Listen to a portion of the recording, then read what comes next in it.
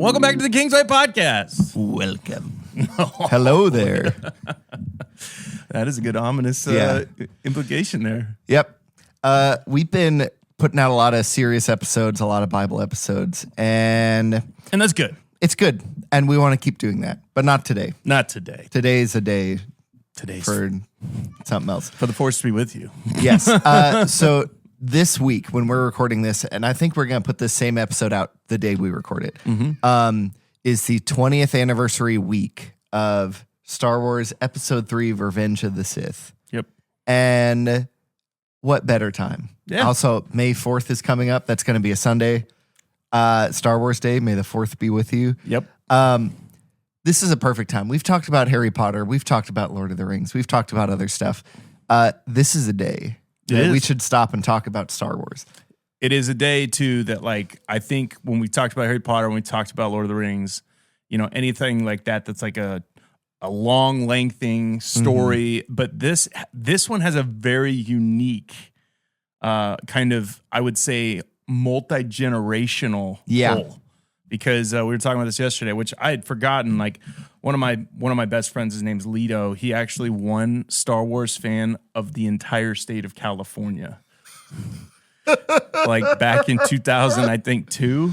That's perfect. So when this movie came out in 2005, he got to see it 2 weeks before everyone else in the entire world because he won that competition. I got to go to and so he put that on his Facebook yesterday, and I was like, I forgot that you're that big of a nerd. Yep. He got to meet Mark Hamill and like take a figure and get it signed. And like when I first met him, Ryan, he had a 2-bedroom apartment, and his second bedroom was entirely Star Wars, like action figures, everything. Yeah. So I have a friend that now has tried to draw me in to this nerdy obsession. But that's not my only relationship with Star Wars, but that just goes to show you there's levels of this. There are certain people that think this is the greatest series that has ever been made ever. Yeah. And also it attaches to like 3 different childhoods for people. Yeah, that's one of the biggest things to talk about. With like Harry Potter and Lord of the Rings, we've talked about a lot of faith stuff with it. Yep. But one part of that is it all movie-wise, all those things dropped at the same time. Yeah, Hobbit or in is succession. Like almost, yeah. I mean, in one series, and then it's done. Yep. So like all of Harry Potter dropped. That's it. Everything else is kind of like a cute little add-on or whatever. It's a spin-off. The Cursed Child book and whatever. And they're going to try to remake that series on HBO in like mini-series format rather than movie format. I'm worried about that could change stuff, but it hasn't happened yet. Lord of the Rings, it all dropped whenever it dropped. Which they've been doing, like they have an animated one that's out right now, and they did do like a little bit more of Amazon did. Yeah, but here's the thing: none of those are trying to compete with the original trilogy, because like they did have an animated Lord of the Rings like in the 80s or 70s or something. They had an animated Hobbit. Well, I mean by anime is like drawn cartoon. Oh yeah, for sure. And here's the other thing though: Star Wars has its own because my kids know Mandalorian more than they know almost anything. But that's why Star Wars is different. 4, 5, and 6, the first 3 movies. Yep. If you're new to Star Wars, 4, 5, and 6 are the first 3.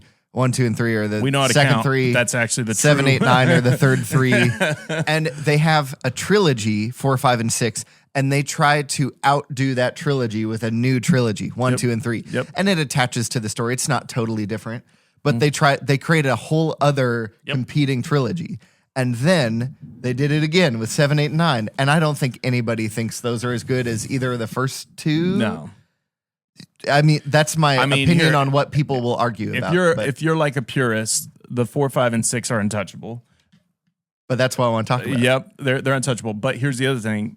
There are scenes from 1, 2, and 3 that are almost like, I would say, some of the most memorable.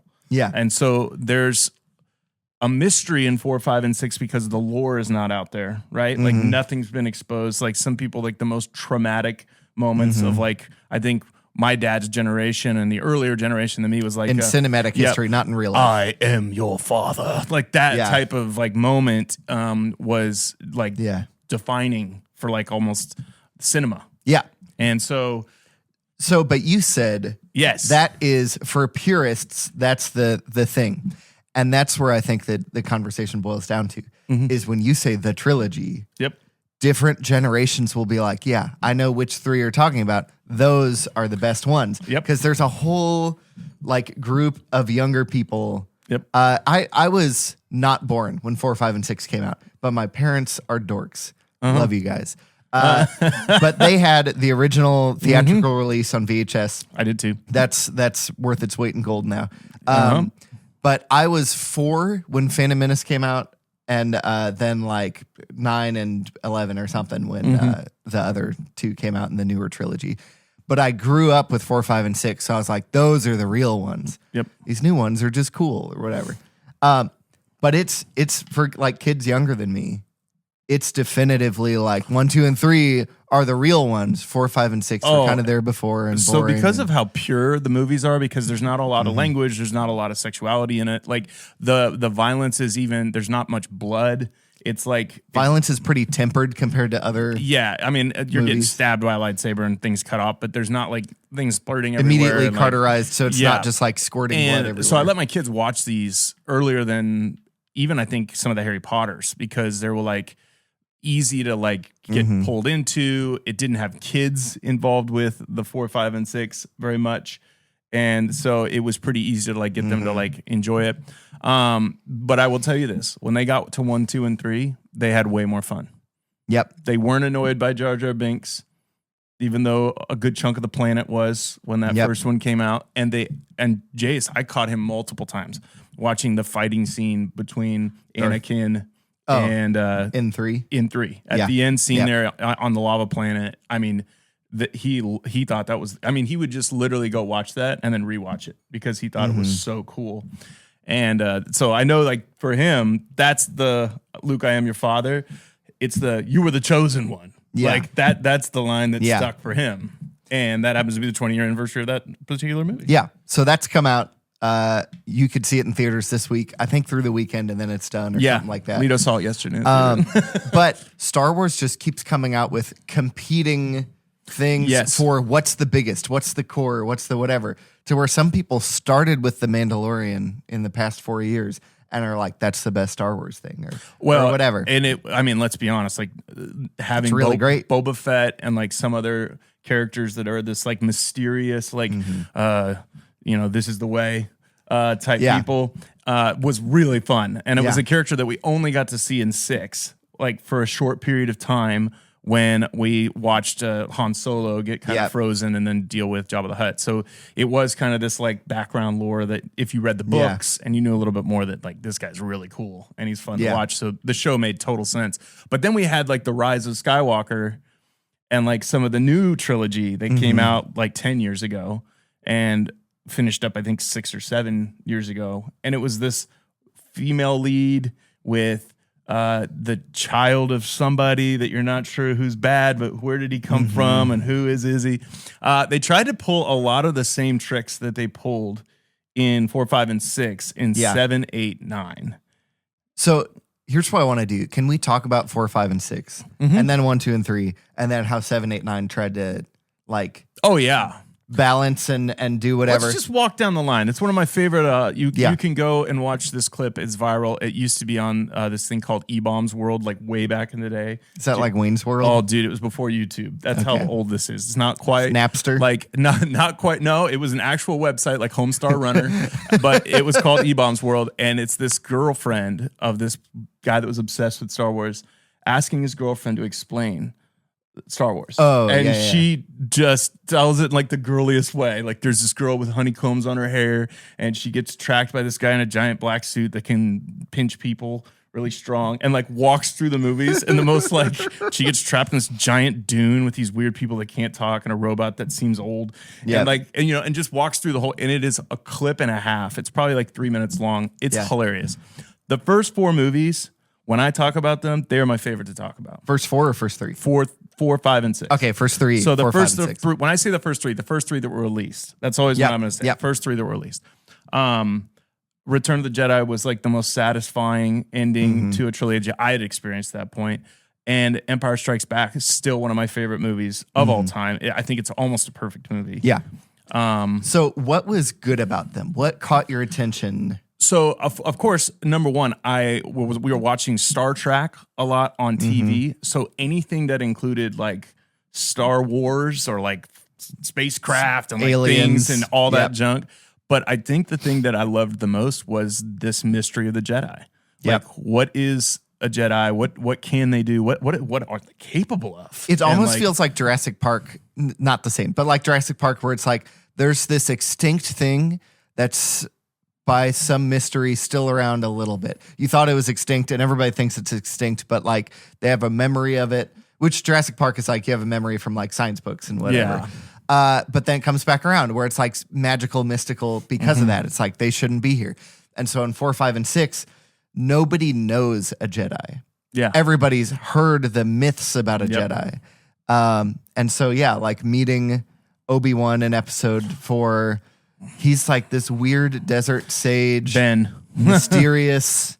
And it was fun because when I got drawn into the movie, it was more like, you're watching this older guy that doesn't seem very strong suddenly have this power to just navigate the world in a way that seems like any door's open to him. Yeah. And Luke, of course, this is so hilarious, but like most of these tales start with like a person that doesn't have a great father relationship with his parents or anything, strikes out and now is like going to make his own path and doesn't want to be a farmer and wants to do something else. That's something you pointed out to me yesterday is Star Wars, Harry Potter, even sort of Lord of the Rings with Frodo. It is with Frodo, very similar. Parents have died or you don't know where they are. Yep. Same with Batman. Yep. Raised, now this is where Batman leaves, but raised by other people, has a tense relationship with them, wants to go out and make their own way in the world. Yep. And then finds out they have like some hidden path. Yeah. And I said like Star Wars is just Harry Potter, but with lightsabers. Now, here's the truth though. Star Wars came out in 1977. Oh, no. And Harry Potter is Star Wars with wands. Exactly. And that's exactly what it is. Yep. It's just when you start thinking about it, Harry Potter meets Ben, or Harry Potter meets Hagrid, Luke meets Ben, introduces him to the world. They're both the mediator between the world they know that's tough and gritty and they're struggling and some magical world out there where other stuff is possible. Here's the crazy thing. Who does he run into? This weird princess and this weird guy that's on the ship that's going to get him to the world. And like Ron and Hermione. And like, it just like goes down the line of like, and he gets his wand. He doesn't know what he's doing. He has a lightsaber. He doesn't know what he's doing. Like, all these things are really cool. But I think the thing that pulled me into the show the most was the second movie. Yeah. The second movie, when it starts out and you start seeing the power of Darth Vader and you start realizing that, dude, there's some like bad guys out there. Yeah. And they are going to, and then I love Han Solo. I mean, he's hilarious. He's a ton of fun. The characters in that it's just I just remember every time just wanting to watch the opening scene in that snow planet and like that whole fight. Star Wars is such a good fairy tale. It's got such good and that's the thing about a fairy tale. It's in a magical world. But everything has big implications for a character and their development, their struggle, their willpower, their fortitude to stand with good versus evil. And so it's not like I deeply care about what happens on Hoth, a place I've never heard of and whatever. It's more like I can resonate with this character's struggle, even though the place they're at, the people they know, the other species on this world, totally nonsense. Like to the world we live in. That's why it's so good, and that's why I love 4, 5, and 6. It's an incredible story. Part of what makes it an incredible story is how you were just retelling it. Yep. It wasn't scenes, like settings in a world. It wasn't if it's snowy or whatever, although that's like part of it. It was like, what are the characters put through? What strong relationships do they have? What's their greatest fear? It's story elements. Well, and it's watching like a character like Han Solo is very selfish and has always done what's best for him and only helps you if it somehow it helps him and he has an advantage. At the end, completely sacrifice himself in order to keep the others safe. Yeah. And there's this like wild growth in him as a character. And then when you get to the Return of the Jedi, you just feel like all the pieces are coming together, and you're gonna get to watch the Avengers. It's a great everything out, man. It's a great hero's journey story. Yep, that's what I love about 4, 5, and 6, and because it's about the hero's journey, because it's about character growth and whatever. I think in all of the movies, 4, 5, and 6, there are 3 lightsabers. One introduced in each. Yep. No, because there's a fight in the first one, so they both have it. So 2 introduced in the first one, still 2 in the second one, and then he gets a green lightsaber in the third one. I'm pretty sure that's how it works. There's 3. Yeah. That's it. So lightsabers are a big deal in there, but they aren't a big deal because they're so powerful and everybody has them. Yep. They're a big deal because they're so powerful and almost no one has them. And they're so when they come out, thing. It's like earth shattering. It's like, this is incredible. Same with the Force. Nobody has it. Yep. Except for Ben.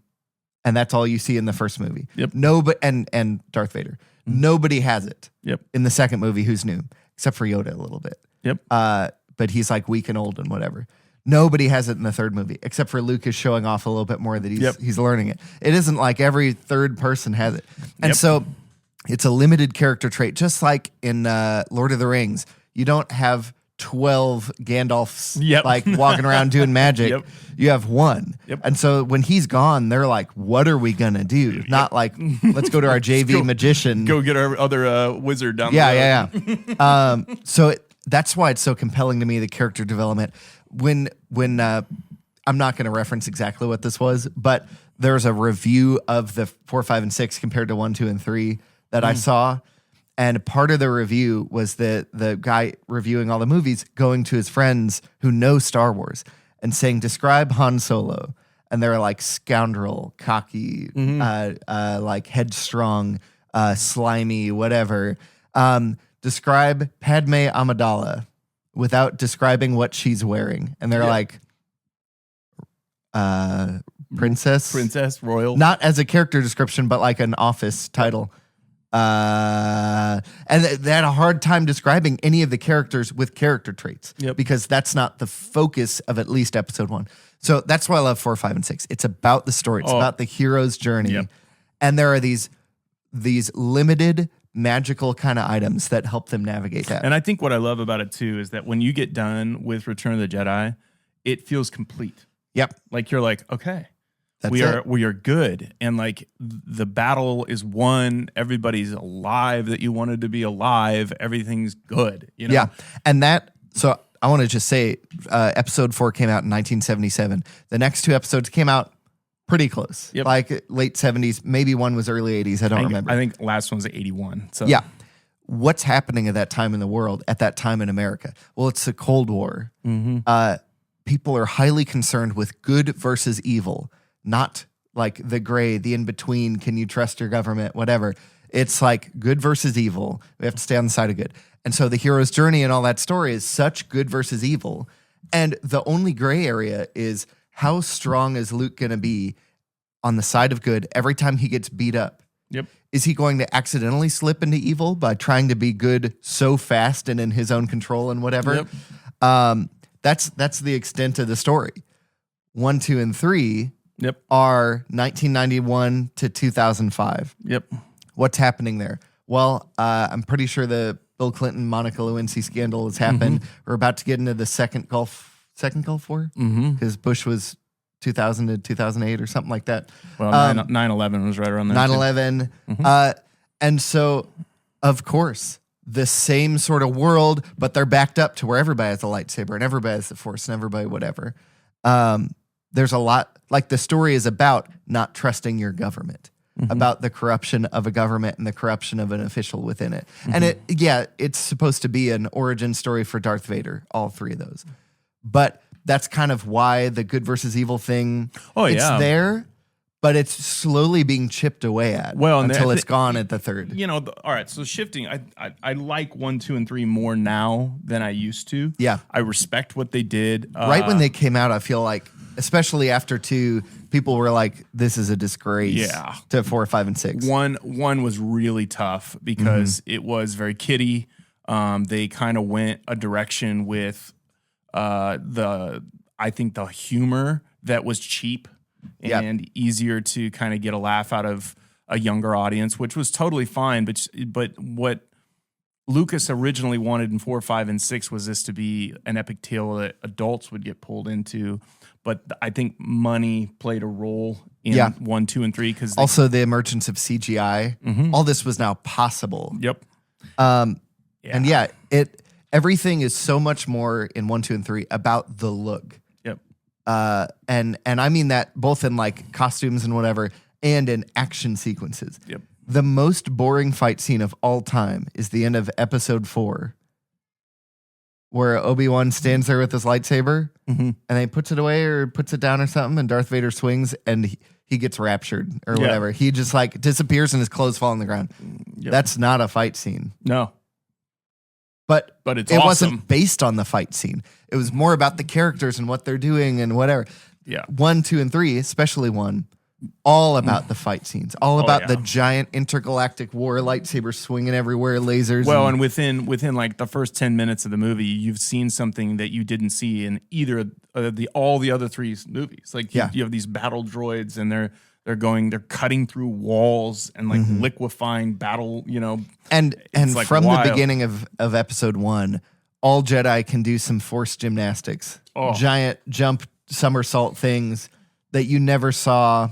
I don't think a single time, maybe once. Yeah, I don't think a single time. Yeah, but it wasn't like 4, nuts. 5, and 6. It wasn't nuts stuff. It was just little things. I think what I love about 1, 2, and 3, though, because I can nitpick it to death, and I can talk about to the place where it would be frustrating for someone to watch. But what I love about it looking back is the intensity that Anakin was under, and how he was kind of the last. If we want to make this biblical, he was the first Adam, and then Luke becomes the second and actually passes the test of like standing up to the Emperor and not the temptation of evil, and to just take the shortcut and to get justice your own way with how you want it, to try to control things. There's a scene in the first, I think it's the first one, where they're like battling and fighting, and Obi-Wan's talking about his emotions and like how like they shouldn't control him, and like how he needs to like keep them under control. And he asks why, and like you can see Obi-Wan almost shocked. Like he's like, "What do you mean? That's what the Jedi do. 101. That's like what we do. Is like we're always in control." And you can tell just from that little pushback that even core beliefs of what the Jedi do, he doesn't trust them for some reason. And obviously the first I'm talking about episode 2, but episode 1 with like the child and like all this stuff that's going on. The pod racing thing it's pretty cool. Yeah.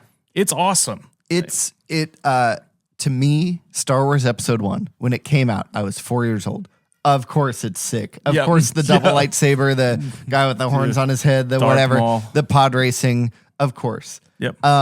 Looking back, so 4, 5, and 6 were all about the story, and they had some story elements like the occasional lightsaber, the occasional force. 1 felt like it took the story from a 10 to a 1 out of 10. Trash story. It had some parts that were later clarified and redeemed, but otherwise a pretty like nonsense story with a lot of great action scenes, a lot of great visuals, which for a kid who doesn't necessarily understand the complexities of character development and story, and you just want to sell toys to, loud, colorful, whatever. That's not all of the original. Kid blowing up a giant spaceship in a shuttle on accident. That's not the way all the original trilogy is. I feel like the story slowly gets better over the course of time, to where by the end it's at least like a 7 out of 10. The thing that redeems 1, the thing that redeems 1 is the fight with Darth Maul. That scene, I remember. That actually had, again, not spoken, but a lot of story to it. Yes, you sort of have to read into it, but like. So I'm a little older, so I actually went to the midnight release of all 3 of these. I was already in bed in 1, 2, and 3. So I remember being in the theater when that door opened and he walked out, and everybody lost their minds. It's probably the like semi closest to Avengers Endgame, when he Endgame, picked up the hammer. or Infinity War. Yeah, Endgame when he picked up the hammer for the first time. Like, Yeah. that's probably the closest. And it was obviously that was more intense. But this was like, as a little kid, I mean, only how limited the fights have been with lightsabers up to this point. You were just like, this is going to be insane. Yeah. And then finally, you feel like they get released to show off. It's like they get to show you what they're capable of. And that was fun. 2 is the one I remember the least about. Yeah. It's the one that gets lost to me. I don't hardly remember anything that occurs in it other than we find a clone army. Yeah. That's like all it is. Yeah. I think the story in episode 1 is like a 1 out of 10. The story in episode 2 is like a 3 out of 10. And one of the things that made it hard is Star Wars 4, 5, and 6, almost exclusively live action. Yeah. Like scenes and people. Yep. Where like everything is built in the room. There's no CGI. So like some of the lasers, like it's like you're taking the actual film and drawing on it or something. Like everything happened there for the actors to react to. 1, 2, and 3, George Lucas filmed all of those in a completely blue or green room. Yep. There are no settings that are real. So I don't really blame Ewan McGregor, who's Obi-Wan. No, I don't blame Hayden Christensen. I don't blame Natalie Portman or whatever. There were some epic scenes in it. I'm not trying to say there weren't. But there's an unrealistic part just to watching it, how like their eyes don't meet. They don't react at the right time. Like, it's just a little weird. So that's on them. By the time it comes to The Mandalorian and maybe some of 7, 8, 9, they're filming in real locations, as in the ground is real to what they're shooting. But then they have like LED walls that are displaying the well-rendered background to whatever. So at least the characters are reacting to real things, and they can see the settings they're in. Yeah. They don't have to like guess or anything. I think what I was struggling with whenever the second one came out is the climactic moment is this huge stadium with these weird animals and they're like fighting. And I had seen Gladiator. Yeah. And I was like looking at this, like, this just doesn't even feel real, you know? Mm-hmm. And in my mind, from what I felt like the Jedi could do, I'm like, oh, these animals are going to go down quick. You know, like this shouldn't be that hard. Now, it was really fun when, you know, they show up and they start kicking butt. Yeah. And, you know, Boba Fett gets a haircut, and then they chase down the general and Anakin, of course. That's a fun fight with Yoda. They repeated 1 and 2. Mm-hmm. The last fight scene in 2 with Count Dooku, whatever. That is the moment where there's actually some story, some story development. And you're starting to put the pieces together. That like these guys they're not the heads. They keep thinking they're finding the head. Yeah. And it's like, nope, this is another pawn on the board. Yep. And then Anakin has that conversation about anger at the end of that because he wants to kill Dooku. Yeah. And he doesn't get the chance. And in fact, Dooku beats him, which is wild to watch. I love watching that fight with Obi-Wan and him. You're like, oh man, he's now the master. He's got to step up, you know, but you know that his master died in the last one to the last guy they fought. So this guy's dangerous, but it's good. I mean, but again, it's just tough to actually describe the story. There are elements that I think stick out, but it's hard to look at either episode 1 or episode 2 and say, here's the story, here's the character development, here's what they're going through beyond like 3 scenes. Oh, and it's all, here's what I was trying to say earlier. Episode 1 and 2 feel like the Expendables. Yeah. There's little story. It's some poor excuse to set up a big fight. That they're going to have a big fight. I feel the same way about The Greatest Showman.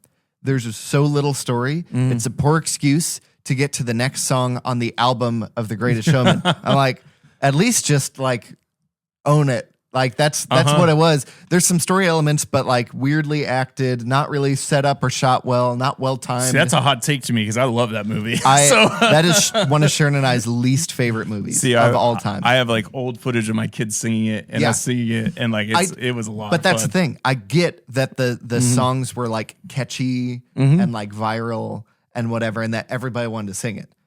I'm cool with that. I just think the story in the movie was pretty lacking. Oh, I loved it. Also, not historically accurate at all. It's not. That guy was a jerk. He was it's a fictional tale. I agree. Moving on. Anyway. However, I agree with you on this thought. Like they did seem to know that action, because of the landscape of the change of even cinema as a whole, what was occurring, Fast and the Furious. Like there's all this stuff going on around that time in Hollywood that you couldn't come out and make a slow moving, character driven action movie. You weren't going to be able to do it. You needed way more. You wouldn't get the revenue from it. No, you wouldn't get the audience to come in droves like you would, and how young the audience was. Yep. Now, by the time we get to the third movie, the third movie is dark. I mean, it is a very dark movie. I think it's the only Star Wars movie to that date. It was the first Star Wars movie to date to be PG-13 and not PG. And it was, I mean, obviously we knew a lot of the stuff that was coming out because you know what ultimately happened. Because you've seen the end of 5. Because you know who Darth Vader is and you understand what's going to occur to that level. But man, the way that it just all went down, it's like the opposite of the end of 4. Yeah. Where you're just watching every hero just get annihilated. It had a lot of freedom because it knew it was going into 4, 5, 6. Yeah. So it can end on a really sour, dark note, knowing that the story's already resolved. Yep. Like it's not like Infinity War, wait 14 years and release Endgame. Like it was there. It was fine. I actually liked the story in 3 more than the other 2 by a lot because finally you're watching the main hero really struggle. Yep. And believably struggle with like the light side of the Force and the dark side of the Force. Yep. And people are trying to convince him so hard. So the movie starting with him beheading Count Dooku. And going to way later, but going to Emperor Palpatine. Yeah. Before that, Chancellor, whatever. Chancellor Palpatine, but yeah. Different name than Palpatine. What is his name? I don't remember. Anyway, but yeah, like that guy telling him the story of Darth Plagueis the Wise. And whatever. Such good, like bring people Genesis, back from the Garden, dead. Satan, temptation stories. The only flaw is that some of those stories you're like, are some of the parts of 3 where he's being tempted by something. You're like, couldn't he just like solve this whole thing by like being honest? Couldn't he solve this whole thing by like just asking him to like heal? Or talking to, because here's the other thing. Like he thinks that the Jedi are going to do what Palpatine ends up doing. He thinks that they're just going to do this take over violently and eliminate all of their, and they're just going to rule. And Windu and Obi-Wan are trying to convince that they're peace officers. They are not, they don't want to be these warriors. And Anakin wants them to use their power to bring peace. He's like, you need to do that. And so the way Palpatine just pulls him in by saying, oh, I have access to that power if you'd like to control things and like be in charge. Like I have the secrets. At first he's like, I know a guy. Dude, and it is wild. The Windu scene at the end where Windu's winning, got him down, like messes him up pretty good. Yep. And then right at the moment when he goes to kill, Palpatine is when Anakin makes his choice, and it's such a brilliant scene because he stops him, and of course Windu gets thrown out and killed, and it is like, I remember that just shocking me. Like I was like, not him. Like, and then to watch him go straight to the Jedi Temple, and I didn't know that was going to happen, and I didn't know about Order 66 and this idea of executing all of the Jedi all over the like that felt like the snap in Infinity War. Yep. The original. Yeah. Like where it's just like, nope, Jedi dead. And you're like, all of them? Like all in one. Holy. And the pain of that. I mean, Yoda obviously falls in the movie, and like you feel him, he'll like recognizes what's going on. But it is that was a scene where I remember just going like, golly, Darth Vader's bad. It sets him up to be legitimately evil, and at the same time, you know that he'll like redeem himself at the end of 6 and whatever. Yep. But you can see how far he's falling. Now, these stories 1, 2, 3, 4, 5, 6, they're all good. I think 4, 5, 6 stand on their own. Yep. 1, 2, and 3 have become a lot better over time because of how the Star Wars like animated TV shows and extra shows around it, The Mandalorian, Ahsoka, whatever, how they've filled in the gaps. Yeah. They've made the story a lot more compelling and a lot better than it even originally was, especially 1, 2, and 3. Oh, yeah. Without that, I think 1, 2, and 3 are good-ish. Mostly because of 3. I would give them like a B-. If it was the last 10 minutes of 1, the last 15 minutes of 2, and then 3 without some of the weird scenes between Anakin and Padme. Yeah. And how like weird chemistry they have. That's my greatest complaint about the whole thing. If it was just that, I'd be like, that's a solid B+. Yeah. Maybe A-. But because they have all that extra garbage in there, to sell hard to rewatch. Toys to kids, whatever. And so actually a lot of this started, it's because the movie is being re-released and whatever. But a lot of this started when, I think it was a week ago, I was talking to our youth pastor's son. And he said, I've watched a lot of Star Wars TV shows. I haven't watched any of the movies yet. And I was trying to convince him 4, 5, and 6 are the best ones, but you're going to think they're the worst ones because they're the most boring. Yep. But I was like, what you need to know is just count how many lightsabers are in each movie. And because there's not that many in 4, 5, and 6, the reason they're good is not lightsabers. Yep. The reason they're good is not color and vibrancy and battle scenes and all the stuff that makes Expendables good. The reason they're good is because of character development. Yep. And that... Now, I think the best order now to watch everything, although I've seen a lot of the TV shows and I feel like they've spilled the beans that were spilled in 1979 or whatever with episode 5. This is probably the most controversial thing I'm going to say on here. The right order. Actually, I want you to go first. What do you think the right order is to watch Star Wars content? You can just limit it to the movies. You can exclude, reorder, whatever you want to. You can add in shows if you want to. Honestly, if you're like, I'm the purist, so I'm like, watch 4, 5, and 6, and then go back and watch 1, 2, and 3, then watch The Mandalorian, and then probably watch 7, 8, 9. So release order all the way past 3, and then Mandalorian, and then I've heard arguments for that. I've heard arguments for chronologically. Start with 1, 2. And then people who want to throw in TV shows are like the Clone Wars TV show. Yeah, Clone 3, Wars is really good. And then Rebels, and then Rogue One, and then 4, 5, 6, and then Solo's in there somewhere. I think my favorite order for somebody who doesn't know anything about Star Wars, and this is the official position of Kingsway Christian Church. Oh, gosh. No, that's not true. is 4, 5, you learn about Darth Vader. 1, 2, if you're just doing movies, 4, 5, 1, 2, 3, 6. That way you get the impact of Darth Vader and then you watch the full climb, but he hasn't redeemed himself yet. Kind of like that.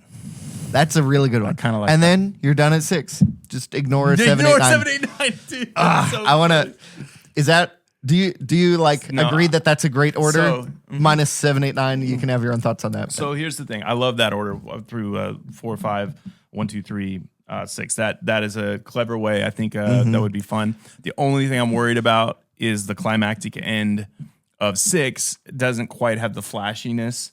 So it's like that. You're right. That's the only thing that I would worry about. However, the darkness of 3 would be hard to end on because you're going to want to jump. But that's what I love about Harry Potter is you're going to want to jump right back into 4.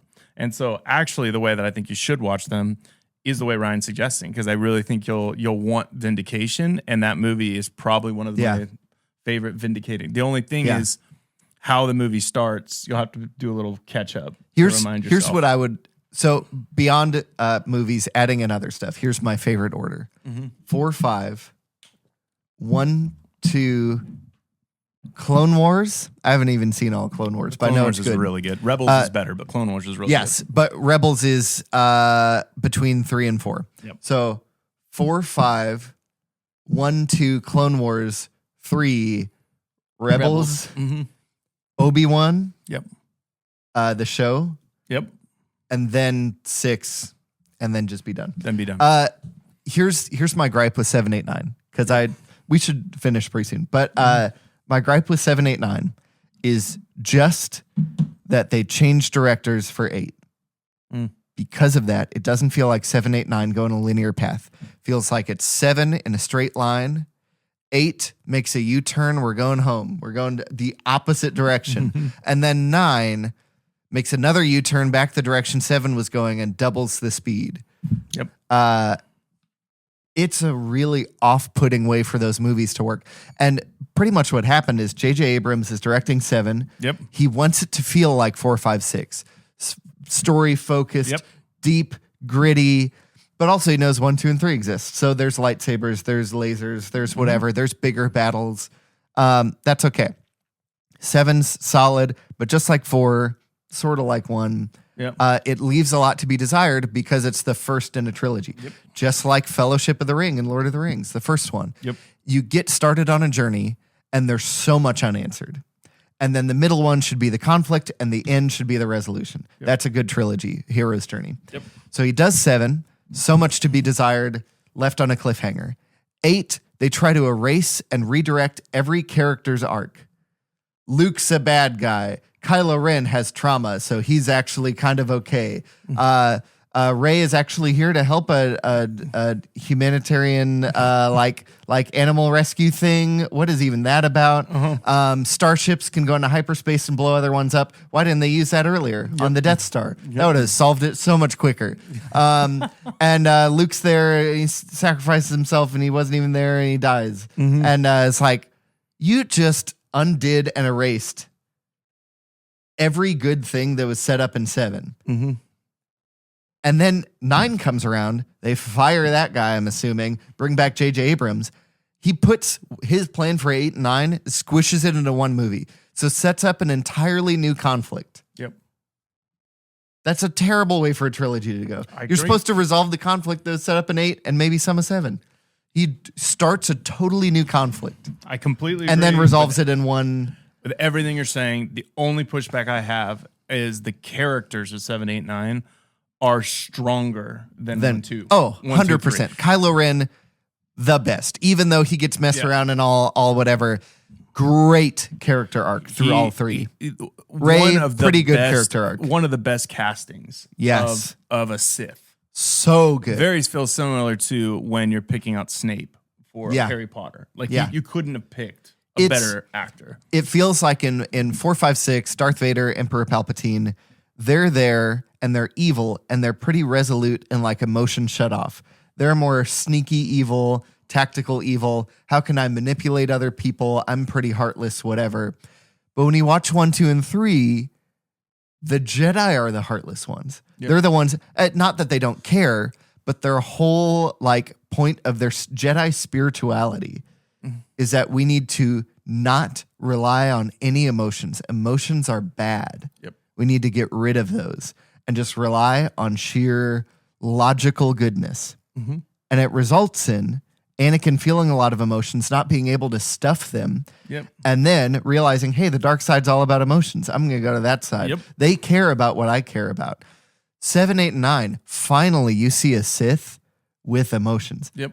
So it's just like what Anakin would have turned out to be. Exactly. Without the trauma of all his limbs cut off and the suit keeping him alive and whatever. So Kylo Ren is the emotional outburst villain. He is. That you always wanted. What I love about his character and why I defend 7, 8, 9 is purely his character. Yep. If I'm being honest. I agree. And it's because to me, he feels like a combination of Anakin and Han Solo. And obviously it's because he is. It's because he is. Sort of.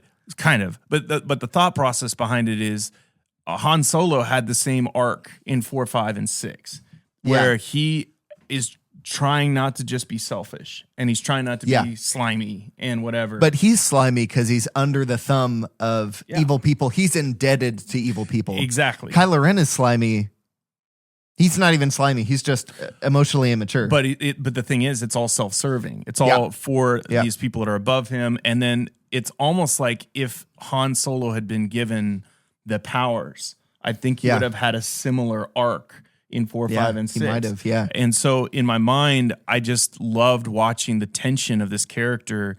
And it was a great homecoming to the idea of like restoration to a character. And it almost felt like, you know, in 4, 5, and 6, we got to kill all the Sith. And now there's a potential for redemption of a Sith. Yeah. And that's a new... Which you do see at the very ending of 6, but it's for like 30 seconds and then he's dying. But yeah, it's good. And so the shows and 4, 5, and 6 are like good versus evil. After that, it's like good becoming evil. And then in 1, 2, and 3, 7, 8, 9 is like reevaluating the good to try to reconstruct a better good, which I think reconstruct is like a good key word for that whole phase and what was going on in the world. And so like one of the complaints about 1, 2, and 3 is that it seems like even though they're trying to be good, they're trying to erase human emotion. And that's bad. Not that we need to be led by our emotions, but that we are inherently emotional. Yep. And so it's trying to reconstruct a better Jedi after that, which is some of like the other stories. But as you get into comics and books and TV shows and whatever, Star Wars around 1, 2, and 3, but after, and some of that extra material starts to delve into like the light side, the dark side, the gray side of the Force, the whatever. And here's where I want to go in our last whatever minutes is what is Star Wars as a hero's journey tale, as a story about character development? What could a Christian even draw out of this? Because people have complained before, Harry Potter is magic and whatever. Okay. Yeah. Lord of the Rings is magic, but it's written by a Christian and it has a lot of subversive Christian values. Star Wars, if you try to take the Force and some of that kind of stuff, it seems sort of new age, like pantheist or panentheist, like God really dwells in all of us. Yep. More like Eastern spirituality, Hinduism, Buddhism.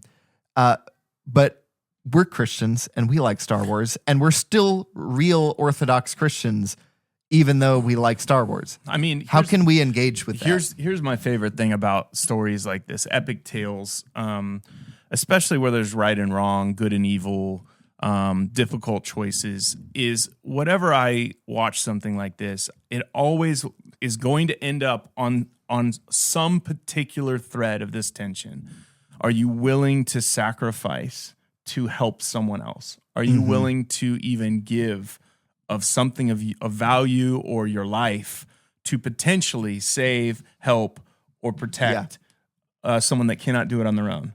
And then is the bonds of love or friendship or loyalty going to be strong enough to hold when the waves of darkness or the enemies come knocking, and you're watching yourself, or you're reading yourself, watching yourself into these characters and saying, what would I do if I was put in this position? Yeah. And I think anytime you're a Christian and you watch some shows like this, I always try to lean into the tension of the decisions that need to be made. Yeah.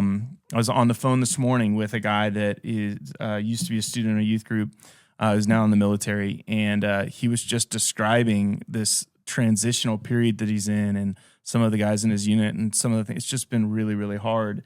And we were talking through just like how life, it is more weighted. It's just underneath, behind the scenes. Like if on the surface, all it looks like we do is just eat, sleep, and, go to the bathroom and rinse, repeat. And that's just not how life works. I like the concept of like heaven and earth are way more connected than we think. Yeah. Like there's so much more than the concrete world. When you watch something like this, it is deeply connected. Maybe not in like the Force or lightsabers, or spaceships, but it's deeply connected to a lot of the things that are going on behind the scenes in a lot of people's lives. And I agree. I think Star Wars as a whole has very little to say about a person's relationship with the divine.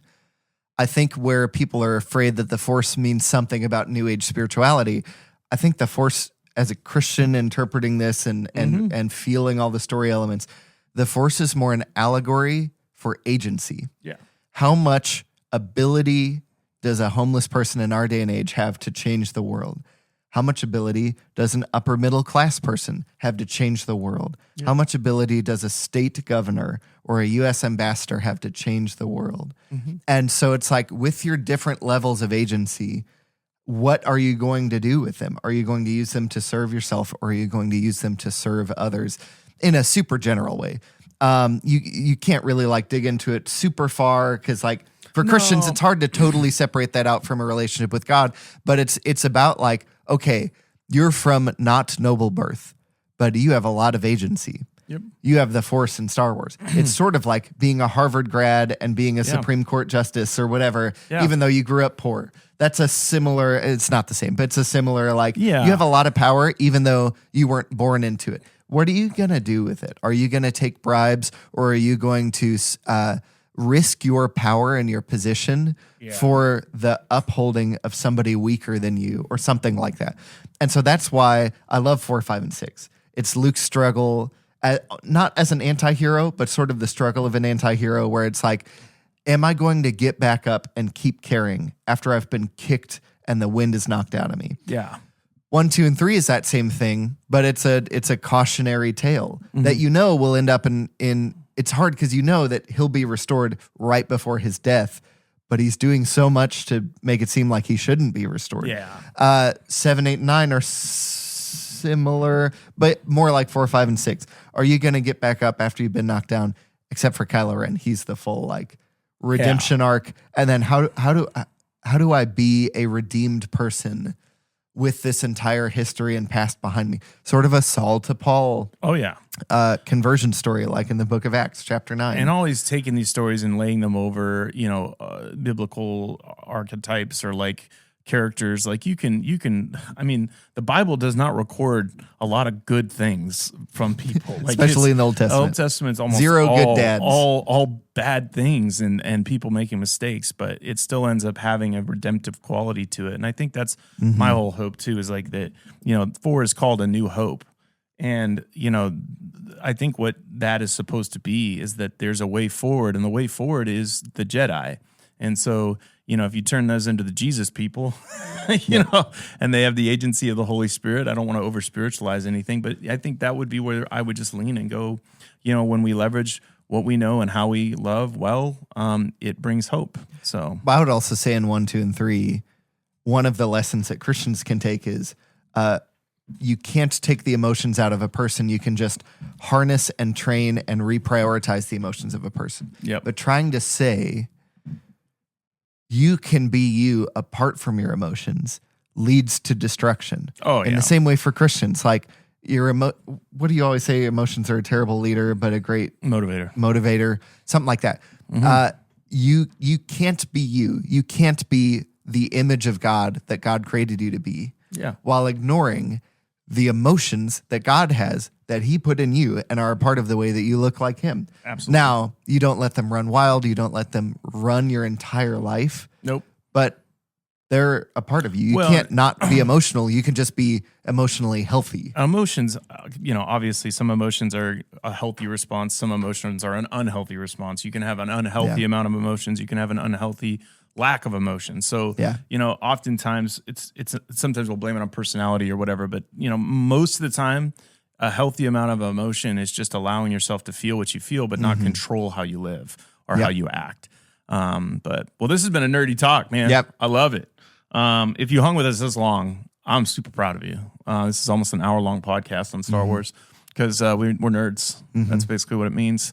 If you found this helpful or funny or silly, or if you have direct opposite opinions. we want to know about it. We want to hear about it. Also, if you agree with us by chance, that would be amazing. If you have the right opinions, let us know. If you have a different order to watch them in, if you have a different thought on, put your order that you think you should watch them in the comments. Favorite one, I'd love to know that too. Please force push that like button. Make sure you force push the like button or leave a great review about how awesome 7, 8, and 9 are, so that we'll have to forcefully. We'll have you as a guest on the podcast just to trash you the entire time. No. So there's good parts to all these movies. Yeah.